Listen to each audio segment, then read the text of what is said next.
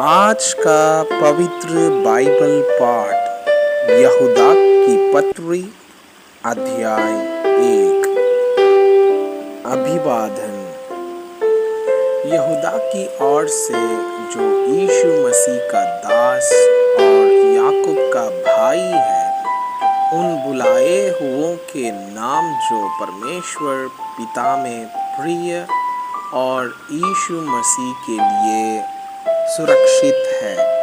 दया और शांति और प्रेम तुम्हें बहुतायत से प्राप्त होता रहे। झूठे शिक्षक।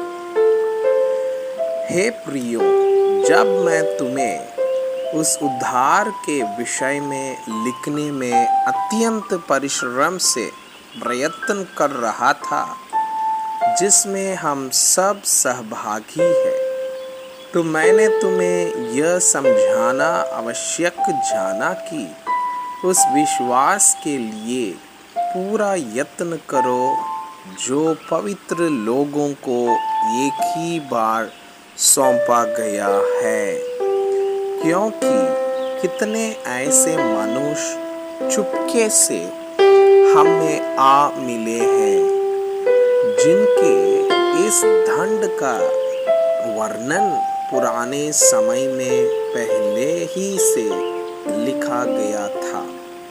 ये भक्तिहीन है और हमारे परमेश्वर के अनुग्रह को लुचपन में बदल डालते हैं और हमारे अद्वैत स्वामी और प्रभु यीशु मसीह का इनकार करते हैं।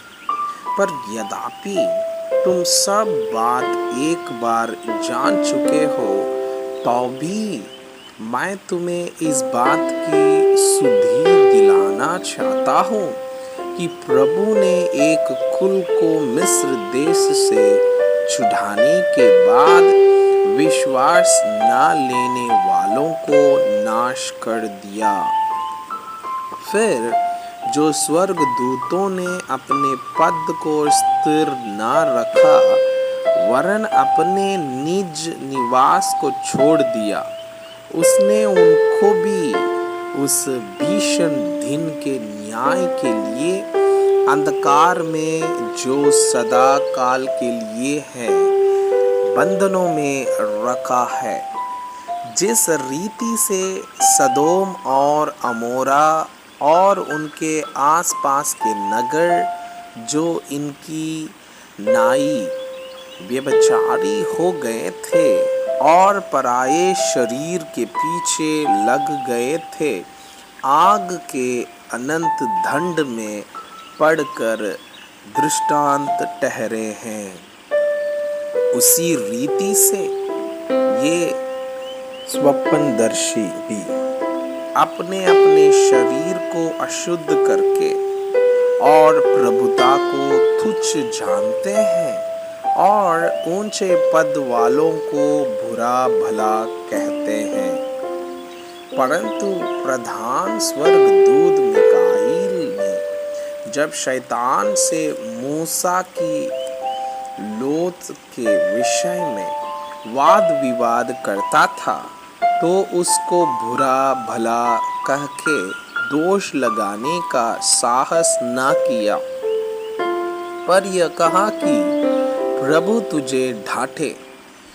पर ये लोग जिन बातों को नहीं जानते उनको बुरा भला कहते हैं, पर जिन बातों को अचेतन पशुओं की नाई स्वभाव ही से जानते हैं, उनमें अपने आप को नाश करते हैं।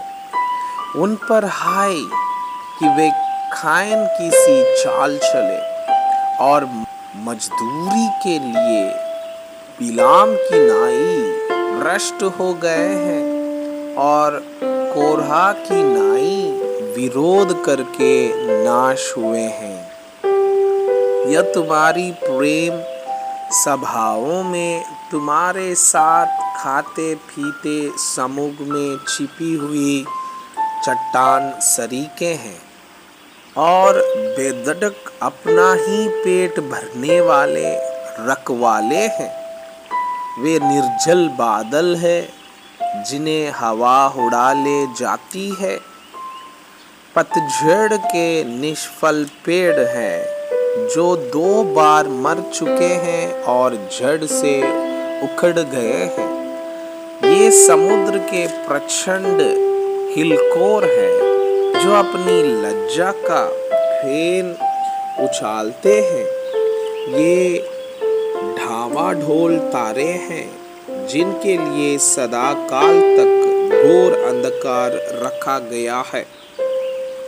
और हनोक ने भी जो आदम से 7वीं पीढ़ी में था, इनके विषय में यह भविष्यवाणी की कि देखो, प्रभु अपने लाखों पवित्रों के साथ आया कि सबका न्याय करे और सब भक्तिहीनों को उनके अभक्ति के सब कामों के विषय में जो उन्होंने भक्तिहीन होकर किए हैं और उन सब कठोर बातों के विषय में जो भक्तिहीन पापियों ने उसके विरोध में कही हैं, दोषी ठहराए। ये तो असंतुष्ट, खुड़खुड़ाने वाले और अपने अभिलाषाओं के अनुसार चलने वाले हैं और अपने मुंह से घमंड की बातें बोलते हैं और वे लाभ के लिए मुंह दे की बड़ाई किया करते हैं। चेतावनी और उपदेश। पर हे प्रियो, तुम उन बातों को स्मरण रखो जो हमारे प्रभु यीशु मसीह के प्रेरित पहले कह चुके हैं। वे तुमसे कहा करते थे कि पिछले दिनों में ऐसे ठट्ठा करने वाले होंगे जो अपनी अभक्ति के अभिलाषाओं के अनुसार चलेंगे। ये तो वे हैं जो फूट डालते हैं। ये शारीरिक लोग हैं जिनमें आत्मा नहीं। पर हे प्रियोत्तम, अपने अति पवित्र विश्वास में अपनी उन्नति करते हुए और पवित्र आत्मा में प्रार्थना करते हुए अपने आप को परमेश्वर के प्रेम में बनाए रखो और अनंत जीवन के लिए हमारे प्रभु यीशु मसीह की दया की आशा देखते रहो।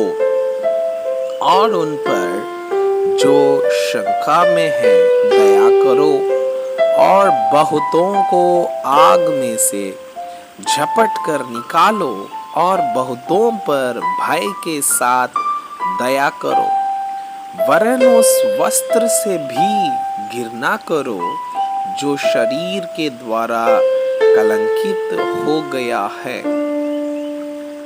आशीर्वचन।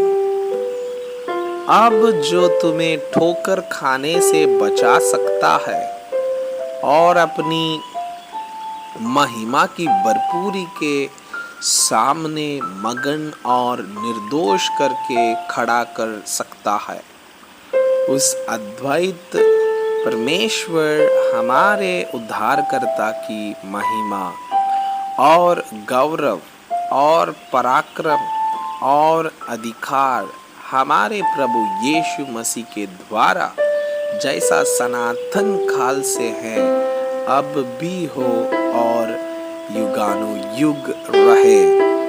आमीन। मैं आपसे यह अनुरोध करता हूँ कि कृपया आज का बाइबल पाठ को अध्ययन करें और जिन वचनों के द्वारा आप प्रभावित हुए उसे अपने कॉपी में लिखें और आज दिन भर इस वचनों को अपने जीवन में अभ्यास करें। परमेश्वर चाहता है कि आप उनके समान सिद्ध और पवित्र बन जाएं। परमेश्वर आपको बहुताई से आशीष करे। आमीन।